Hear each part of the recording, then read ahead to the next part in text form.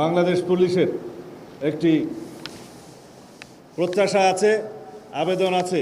বিভিন্ন পর্যায়ে আমি আলাপ করে এবং সর্বস্তরের পুলিশের কর্মকর্তাদের সাথে আলাপ করে যেটা অনুধাবন করেছি, বর্তমানের যে পোশাক, এই পোশাকে পুলিশ বাহিনী সন্তুষ্ট নয়। সুতরাং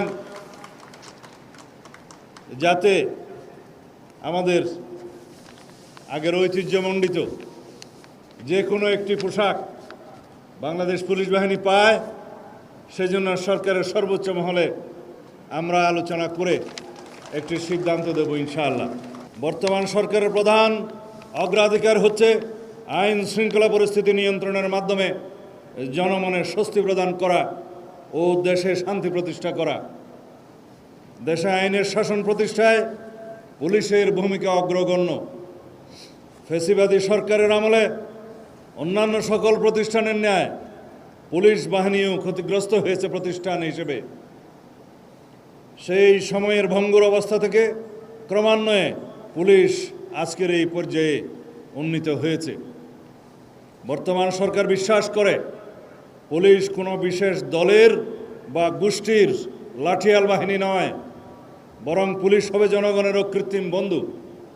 আমাদের নির্বাচনী ইশতেহারে আমরা দ্ব্যর্থহীনভাবে ঘোষণা করেছি জননিরাপত্তা নিশ্চিত করা এবং পুলিশ বাহিনীকে দলীয় প্রভাবমুক্ত করে একটি আধুনিক, সেবাধর্মী ও মানবিক সংস্থায় রূপান্তর করাই আমাদের মূল লক্ষ্য।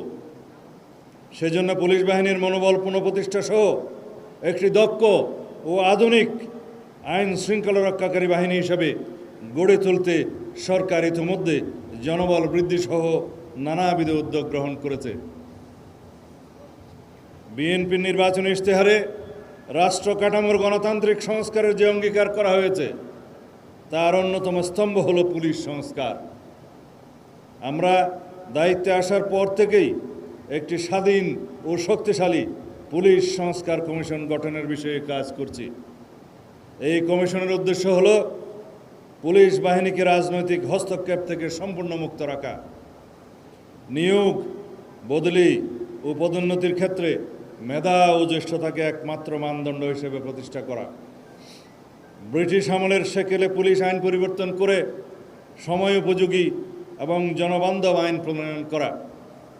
আমরা চাই এমন এক পুলিশ বাহিনী যারা ক্ষমতার অপব্যবহার করবে না, বরং অপরাধীর মনে ভয় আর নিরপরাধীর মনে প্রশান্তি যোগাবে। এই সংস্কার প্রক্রিয়ার সুফল ভোগ করবেন আপনারা এবং আপনাদের মাধ্যমে দেশবাসী এক নতুন পুলিশিং ব্যবস্থার স্বাদ পাবে।